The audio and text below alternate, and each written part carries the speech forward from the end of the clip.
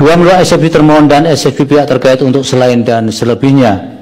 Dalam pokok permohonan, menyatakan permohonan pemohon tidak dapat diterima. Lakukan perbaikan dan seterusnya dianggap telah dibacakan. Bahwa telah ternyata pemohon tidak dapat menunjukkan bukti-bukti yang dapat meyakinkan mahkamah, sehingga mahkamah tidak mendapatkan gambaran yang utuh terkait dengan kebenaran fakta yang terjadi yang ditalilkan oleh pemohon mengenai keterlibatan pejabat bupati, sekda, dan seterusnya dianggap telah diucapkan. Terlebih pemohon hanya mendasarkan dalil tersebut dengan alat bukti surat tulisan dan bukti lain yang disampaikan oleh pemohon yang mayoritas merupakan artikel berita dari berbagai sumber. Dengan demikian dalil pemohon aku adalah tidak beralasan menurut hukum.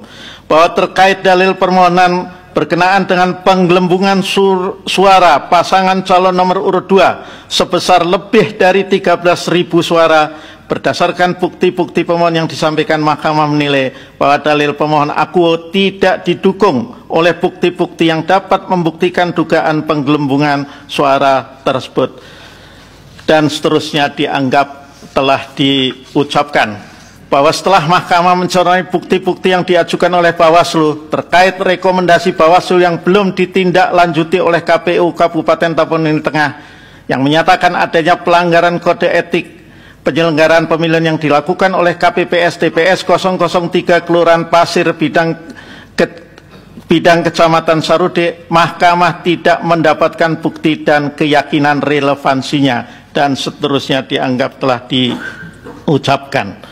Bahwa berdasarkan seluruh uraian pertimbangan hukum tersebut di atas, mahkamah tidak mendapatkan keyakinan akan kebenaran terhadap dalil-dalil pokok permohonan pemohon.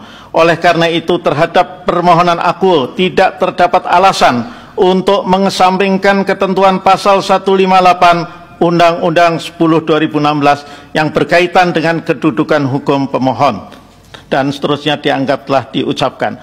Mahkamah telah meyakini bahwa tahapan-tahapan pemilihan Bupati dan Wakil Bupati Tapanuli Tengah tahun 2024 telah dilaksanakan sesuai dengan tahapan dan ketentuan, serta terkait permasalahan yang ada telah diselesaikan sesuai ketentuan dan peraturan perundang-undangan. Terlebih terhadap permohonan aku, mahkamah tidak menemukan adanya kondisi kejadian khusus yang dapat dinilai telah menciderai penyelenggaraan pemilihan Bupati dan Wakil Bupati Tapanuli Tengah tahun 2024. Oleh karena itu, mahkamah menilai tidak relevan untuk meneruskan permohonan aku pada pemeriksaan persidangan lanjutan dengan agenda pembuktian. Sehingga selanjutnya mahkamah akan mempertimbangkan kedudukan hukum pemohon dan seterusnya dianggap diucapkan. Perbedaan perolehan suara antara pemohon dan pihak terkait adalah 12.887 suara, setara dengan 8%. Menimbang bahwa berdasarkan pertimbangan hukum di atas dan seterusnya dianggap telah diucapkan, pemohon tidak memiliki kedudukan hukum untuk mengajukan permohonan aku.